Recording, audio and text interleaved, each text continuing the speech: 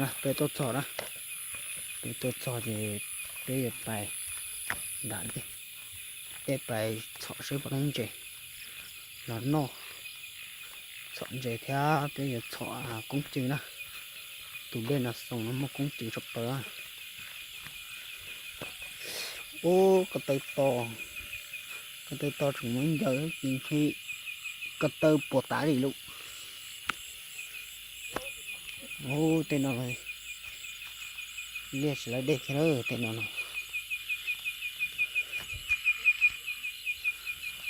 to nó chỉ trồng đu thì cắt to ngọt nữa tên nào kẹn gò ô lúa liệt tên nào ngon gọt thật kề nữa ô kẹn pha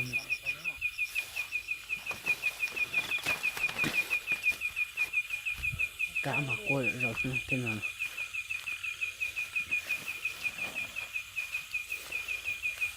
nó ở đâu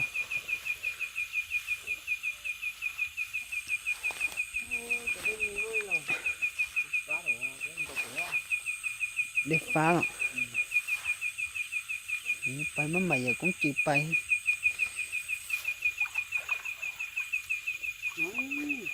hai những cái có tăng đông cái số tốt không ạ nè bọn những trẻ nó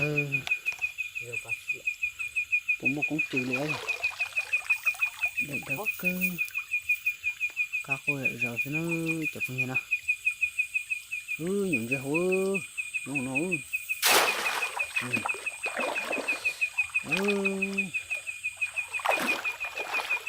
số số cũng mà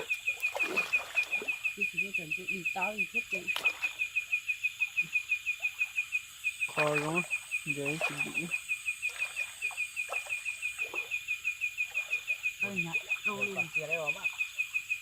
còn dê lo dần dê không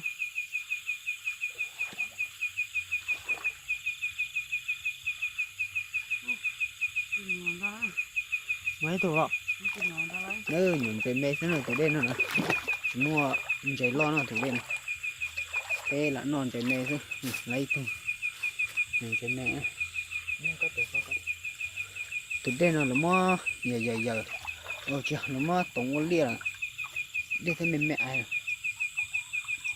dùng cắt khẩu nha khắc khẩu như mua khắc khẩu vậy đầu tôi mua gì mua á chứ tụi chó người tụi chết chó nữa cả tuổi nếu mày tụi khắc khẩu thôi mất số kia nào cho nha ở mong có kia cả tuổi mày tụi khắc khẩu nữa giờ nó mày cho một cho khắc khẩu nó mày cho một tổ câu nó mà cá nữa cho khắc khẩu nó này mình cho một tổ câu chậpเลยcho người nữa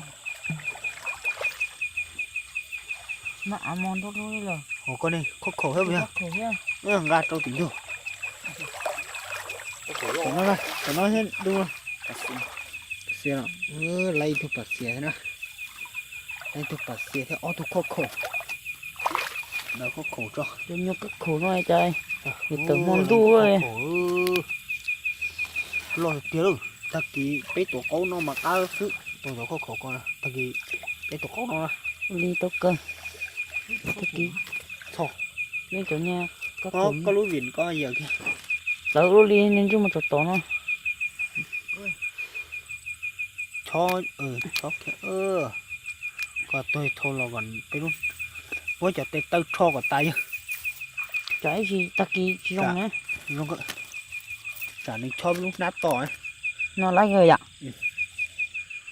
nha chỉ cho thì có tao từ này lâu cuộc sống rồi từng chơi ha có tôi cho lấy tù đấy ô đi đâu na nó tổ này còn gì ai na đây tôi nó số này ô nát đây sư chính xác chỉ bỏ thôi nát đây tỏ chúng một tỏ cho nó lo cho cả tỏ có khổ bóng hồi đã có tớ nó cho cả tỏ cũng bỏ chơi đã có tớ nha chỉ thấy à đã đi con còn nó sắp khớp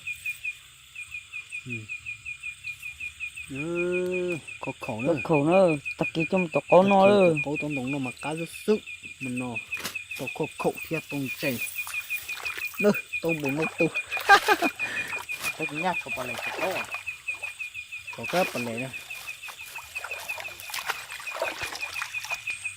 Nữa, giờ sẽ bữa con chữ mà ta con chữ theo trò cá hả có chu vịn đòn nó bó tư hả mà bà đó mình lực thôi. thế anh đâu mua cái nó thế nếu ý ai cũng nhau có số tiền lâu rồi có mà còn nữa thêm mà có chủ ở đây réo đây mình chưa thực kia đó đây ở đây là họ ở đây là tất cả cái này giờ là cũng chịu hổ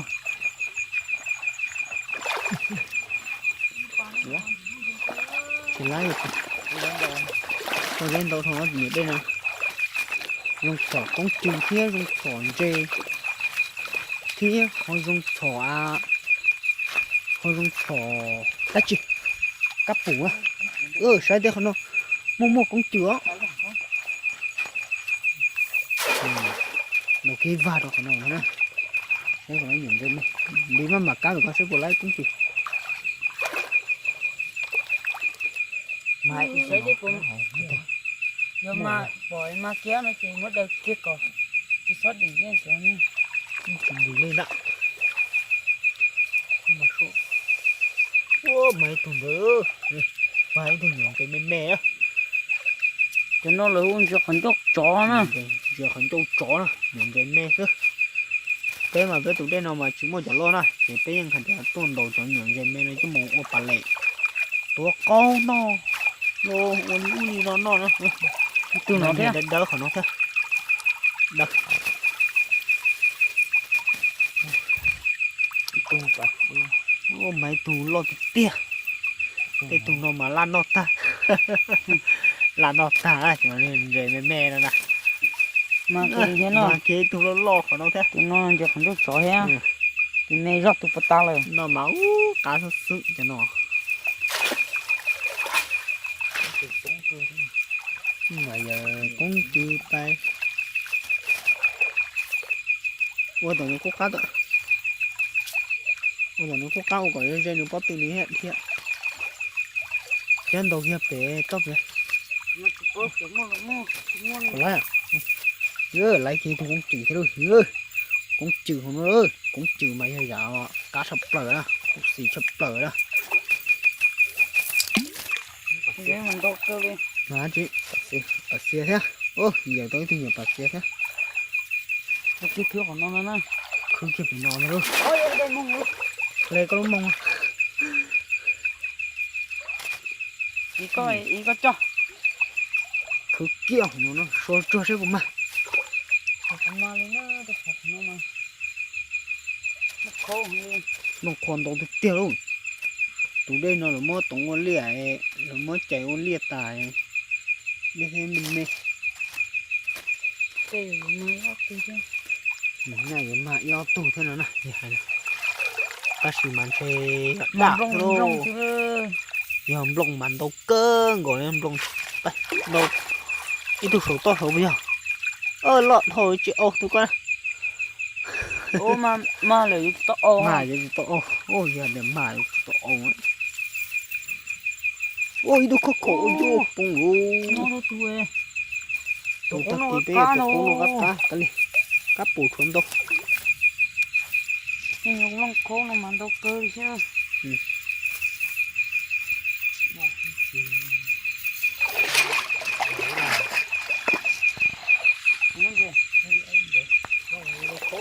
cái khô gì cả lẽ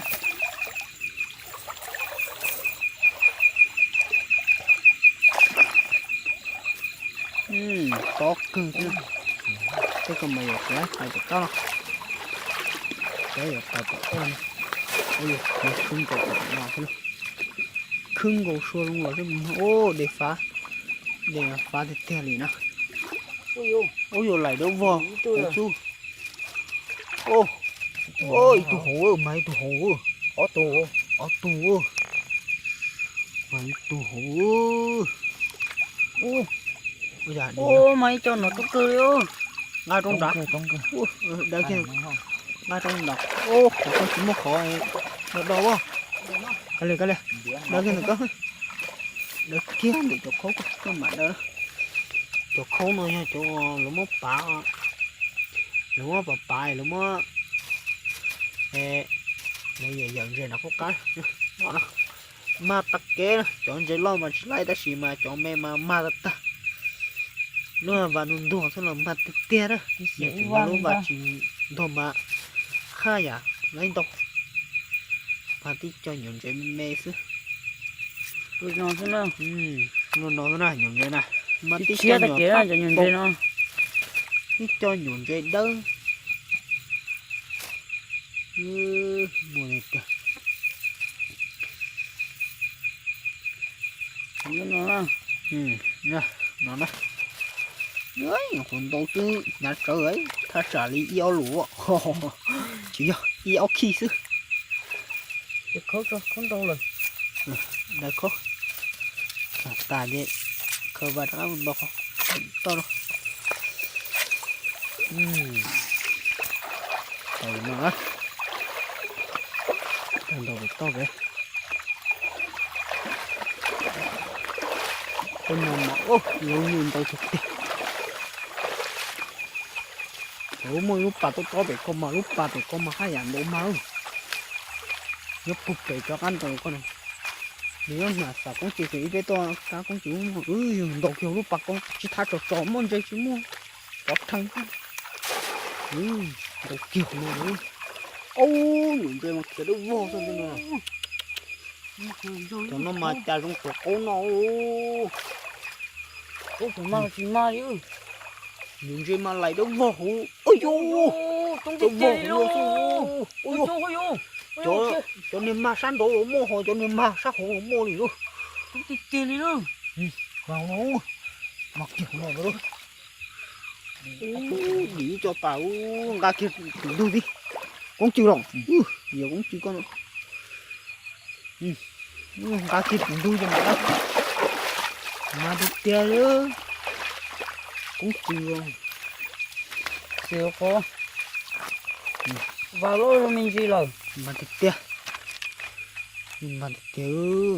ôi nhưng mà đời chỉ cho ta đi bị nhỏ lại đời những chế lọ thôi cái chỗ nó lọ cái chế nhưng nó nó thế nào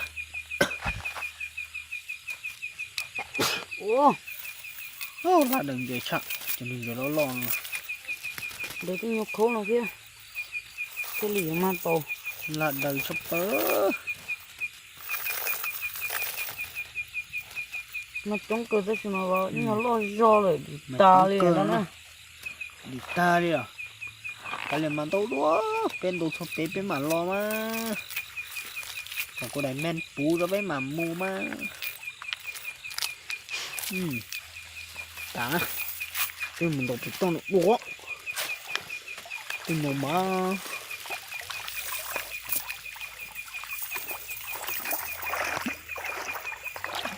xây dựng đổ cái gì vậy nó tôi xin rồi cũng chủ cái gì nó được cái to con nó nhị thu cái con đó đâu tiệt tiệt có bê tông nọ đâu tiệt tiệt có bê tông nọ tông nọ lì đu hay đi chào hay đi nữa con chưa rồi con chưa hả chỉ lại phá đi Ô, chống giờ đó cơ. Ôi đừng. Ôi nó cứ thử tao đi. Ôi cái kiểu rút tin nó thôi. Mai tôi săn tổ rồi mà thôi chỉ giờ để mà sao hổ hả mình chỉ tổ xe rồi mà sao hổ Ôi tôi hổ trời nó. mấy tụi Mà bé cứ ôi mà để tiền số số chẳng chơi đi tăng mấy tụi to bà tí thế mấy mẹ to bà nó lò nhá hổ thế ô cho cái đâu tính đâu nó phá rồi khó đi nó Mà này tao con chơi đi ta đi chứ. mà thiếu mong khô thiên gì thế đây tụi mà lo lý lo nó mà chả cá tụi gì đâu lo nó chọc phò nó lên tù nó ôi dồi mỗi tụi bị học bộ tàu nó đi Luôn nó mà sao nữa. Nó đây chỉ to hơn nào. bắp ôi ôi mòn rồi này mà chẳng hai cha theo lò rồi cha mòn rồi lo ô rồi trong cái tiêu hả nó trong đó trong món và trong ràn rồi đó có ôi rồi thằng mày à nhưng mà bé thằng chạy đó mua ô khẩu cá bom bò có bao nhiêu cá bom mông nào tổ cá nào có vài rồi ôi rong thầm mày mới có thầm chạy nữa để mình chơi sập tớ khởi đi hồ đây là có mấy dân đồ bị tao bị rõ chỉ tàu tả ô chúng tôi đầu đi tàu tả hồ chả mua vạt xò lợn theo nó Đồ tung rò chứ. ôi trời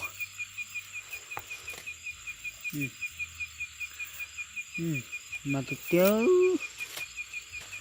mà sắp tới Đó. có ba không có bị tôn hơn nhiều khi bị to bị nó nhiều khi bị nó có cái cô bị nó va nữa đi từ hồng cũng đi từ bộ đi từ hồng nó từ tháng một được có trả đến rồi chỉ bốn rồi rồi lại đào lò đủ liều thế nữa ôi dù lại tí nhá Thì mà lúc con tôi cười nó thế không rồi. đâu lát đầu nó khô ôi mấy tụi to khó hay à lo sao tụi ta luôn số kia ra kia chẳng muốn chơi là lại nhớ hổ sao Đồ khôn tôi. sao khó là mà hồn chơi là mà cũng mà chơi Mày bà khô rồi tiêu. Ủa chi? Có khổ. khổ khổ mua lọ tê lọ tơ sao mua ô cả tôi đi sao mua cả tôi mua nữa lọ tê lọ tơ Có khổ. cho tê có gì vỏ lọ vội Cho tay nó có trong kín nó đâu. Nó muốn gì điều nó. Nó chi? lọ hả nó lọ con nó lọ cô Cái gì mà tao nói khó đặt ta liu. lọ tôi tua cái này còn nó sót to chứ nó gì đừng chỉ nó hồi nó gì Đặt đừng các khắc khổ khổ rồi.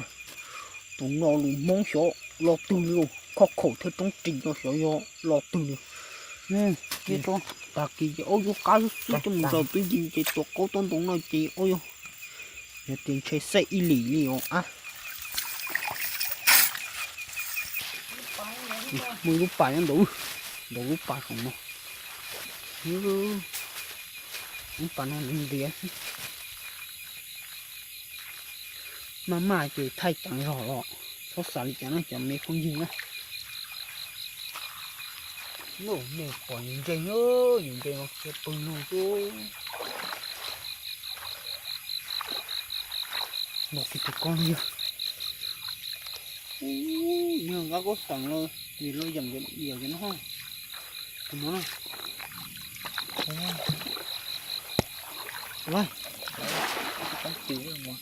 cũng chỉ không á Ủa chị mai.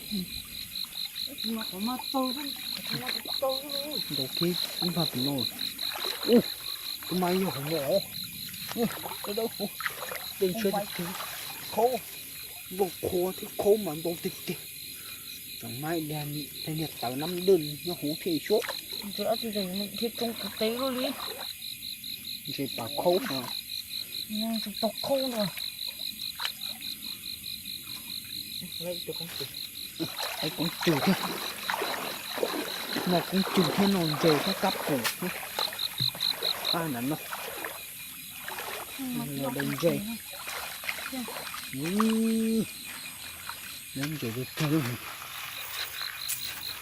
Chỉ có một khâu rồi. Tôi rồi cho nó. Tôi còn nói giá ra. trị Tôi nói cho con chút cá là cho con chút chó nó. Cái bà chào. chỉ phải trả theo con đồ quá Thế nhưng khi mà tôi kêu đi tôi trong tôi xong mất chè. Có chè đâu. mà Tôi kia đó không có chứ. ổ vào thì tôi lấy một nổ cái con này nó cái tua nữa để không chỉnh to nó Tao nữa. Nó đâu vào tôi rồi không? Tao là Tao lười xin tao cắt tôi đi. tao ăn đâu đó. Tao có lô mà tao nó tụ đầu đi đâu.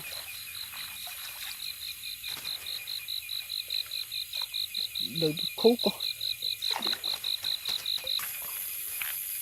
Cái nó mà ngon được thứ. Rồi nữa. Cho nó phải lên tổ. Nó phải là đá cối vào tay gỗ. Cối vào tay mà. Nhưng mà sự chúng ta nó hay. Nó thiếu được rô khổ. Cá vả sẽ chỗ nó chính trị. Chỗ thấu vào nó gì thiết lý xong chỗ thấu vào nó gì trị lý nữa. Cái này xong mặt đâu tụi bà có cá lông đắn nữa.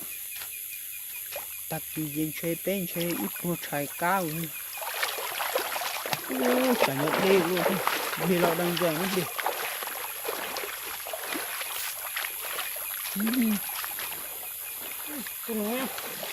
Mà thì cứ lấy một ngộ. Tí dụ tàu bế tổ câu nà tạc kỳ nà. Lột cơ. Non chỉ con. Ôi giời, tôi sinh rồi đừng chạy đó. Ôi không chạy bị tao luôn cái dành thuộc. Chỉ nhớ cắn gà bó tân chạy tỏ lia rồi chỉ lấy bó tân chạy nữa. Ôi nó chỉ đừng chạy tao luôn đó. Tao đi. Lấy thật tà thế đó. Cái tôi chọn chạy nó. Cá nó bỏ ố. Ồ, cá bông bông. Cá nhỏ mông. Mà lại kìa đó. Để lo mà tụi đây này chỉ mua đấy chỉ về mê mà. Để Có hay chụp mua. bật không thật gì đâu. Tao khô nó sao cái này. Tao lấy thôi mà không. Này kia có to nữa. Mấy cô tao khô nữa.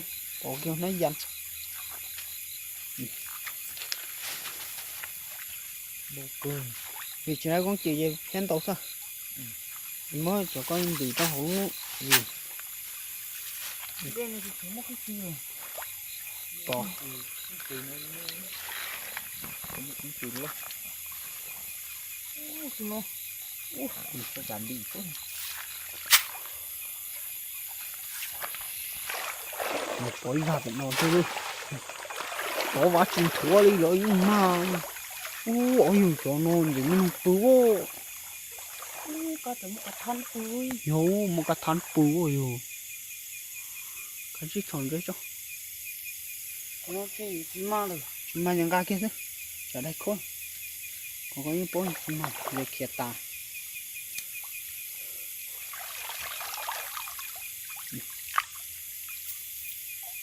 Chim mà nữa. Mà được. Tụi nó được cái chân sai rồi. Bối vào thì nấu. Ôi dùng đi chỗ cho mình chung được. Thì cái đi liền.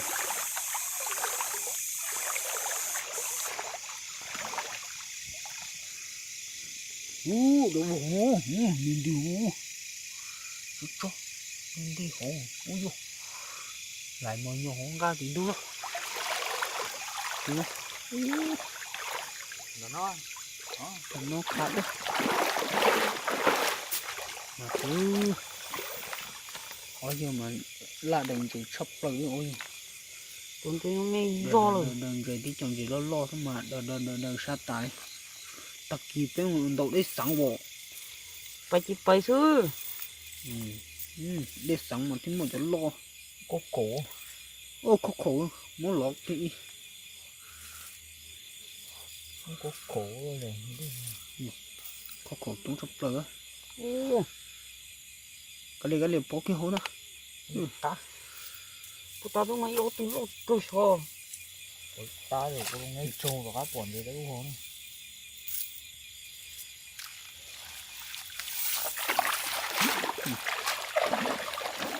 Bên đâu là bộ phải tóc vậy.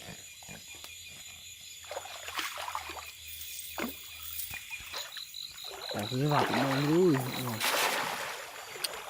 Để này cá nó cũng tao cũng cống không mình. Ôi số khổ lỗ mà. Cái gì ô. Cái mà có.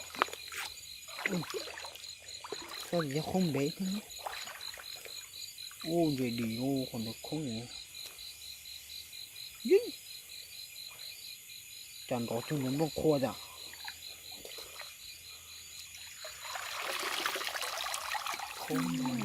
không đâu tử khô chứ không nó tiền mấy tung chó cô dục bộ bể chung giờ còn đâu trò mà được chứ không nó tôi mình đầu tư bao cái tốt rồi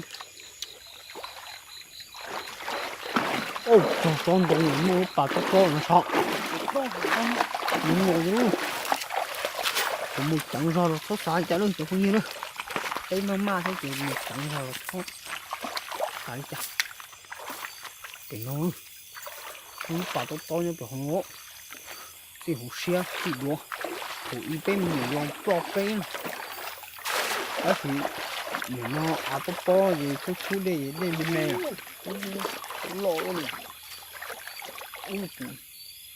nha chị đây nhưng mà đâu cái bùm mà cái chẳng chỉ tung có tàu thôi nó đi sao tụi nó được con nó nên đi nó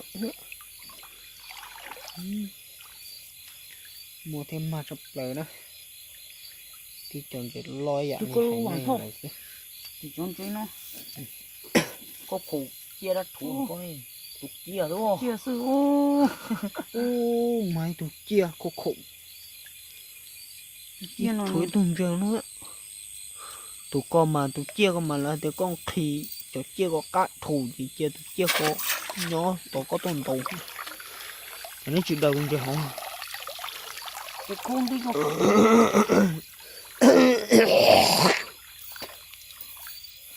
con mới lo rồi bông ít tù coi đấy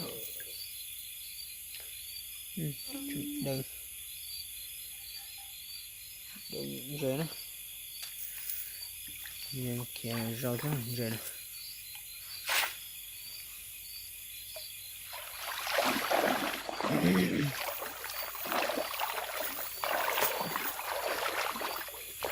ôi đang cuốn gì chụp tớ ở bên đồ cho nó bảo cái phải mình làm cái gì cũng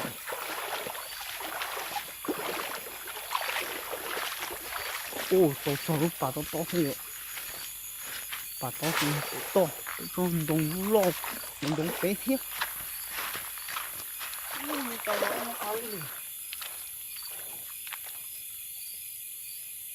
là suy khí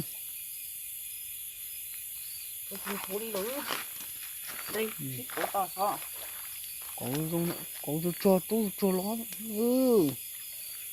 tôi cho nó chỉ cái số hợp mà nó sáng được nó nhưng mà nó chỉ nặng tôi có mà sáng đồ tôi chỉ thở mà sáng đồ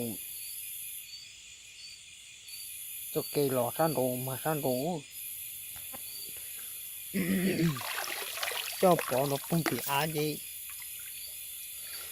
mà sâu mấy tuần nữa thế ô tên nó mà lấy cho nhiều ta nữa tôi nhiều không đi tên nó tôi cho nha khởi cái khởi công chỉ đó xí cái bên đâu thì một số ông bàn thì mà cũng chịu vô nó lấy cũng chịu nào một cái đi tôi nhìn chơi nó đi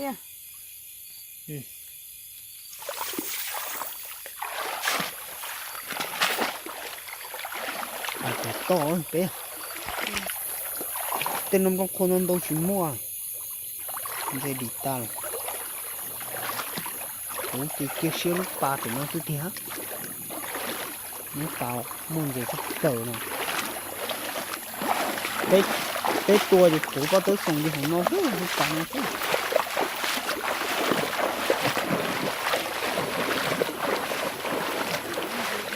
con tôi rau con nó đã đây của nó bỏ chua tay co bỏ bê tông thế kìa thì có lúc chẳng tăng bê tông sắp bỏ con khó khó sát thì luôn kìa bỏ bê cho cô nhỏ không nhỏ ấy đúng không kìa thì nó nè đã ui dồi rồi khi xếp xa luôn mà khó quá chị đây ui dồi rồi lại đâu rồi xuống chưa số thông số tổ nó có tiếng gì đi ta số trong cá lông lô tìm đâu chứ trả chín đôi thật đây lại ơi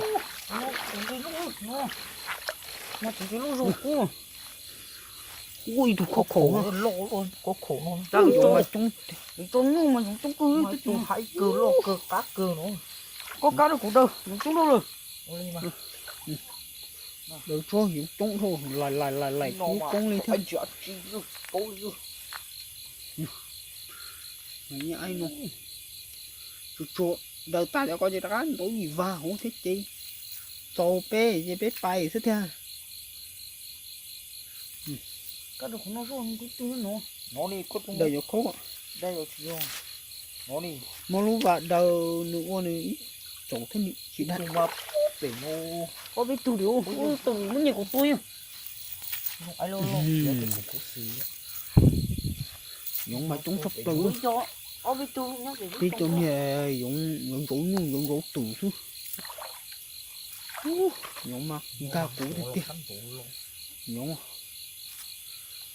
mà dùng sắp tới theo mà dùng về sắp tới thế bây giờ mình sẽ tin có bị lút trống ôi rồi có gì xem con tôi có khó cá nữa không mà tà thì nó có vào trên phố luôn tà đâu tao ngang chỗ mà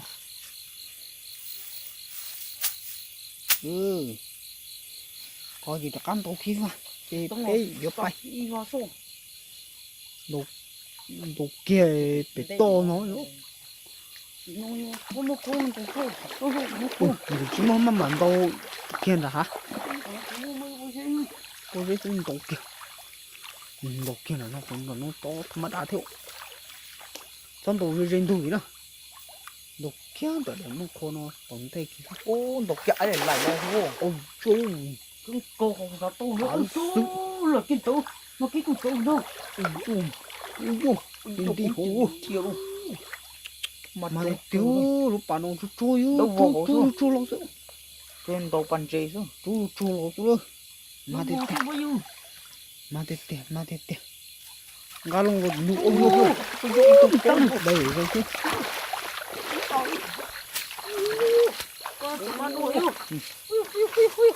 mà tê tủ lô luôn nó liều ui cũng một chỗ lô thế thì chúng một chỗ lô nó cũng một chỗ lô đêm mẹ chỉ mua chỗ lô nó chỉ lô cửa đêm mẹ nè đêm mẹ chỉ lô nè hả đi tới tôi như chúng cơ mà được tiêu cho cũng nhiều từ sát nó là gì tua cái tới chậu nó mà cho tuần đầu luôn tủ đây nữa nè cho tuần đồng trái ó chuyện đầu tủ đây ó chung có bóng này mà được tiêu con cô mà lúc trong cái có lần ôi giờ mà lạ đầu được tiêu ôi giờ chung ngon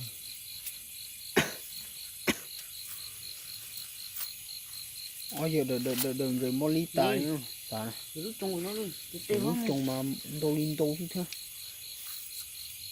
ôi trong này mà đồ lúa vàng rằng nữa mua và cứ cố thích chính thắng nó thấy rồi nó đồ kia vào nó lấy của nó hay đặt ôi nó thiệt đấy nó lô màu nó lô nó kia món kia chỗ nãy giờ con chỗ kia món nãy giờ có bỏ xanh nhóc khổ kế chứ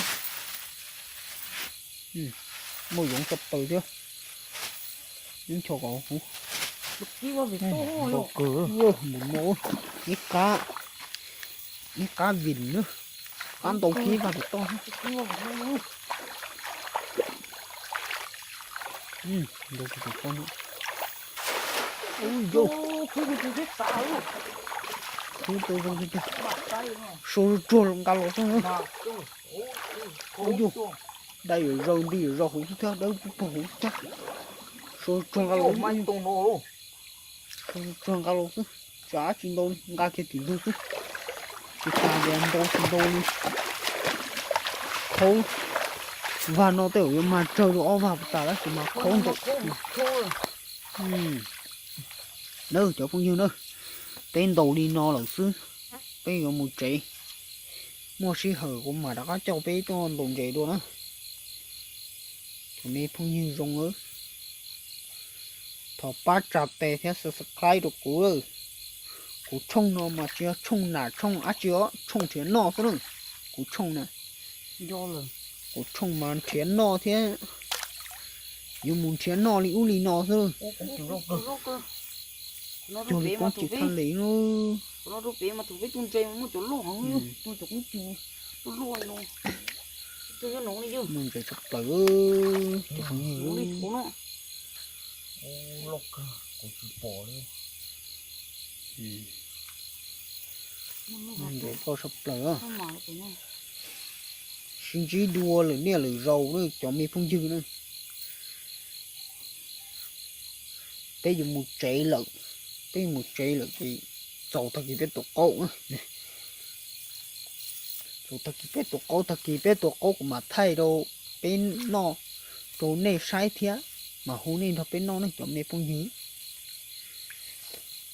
giờ lần từ to lọc bỏ lại cái ba tít tàn theo subscribe theo ba sai nữa bữa nay trồng phong dư sẽ đời trồng đâu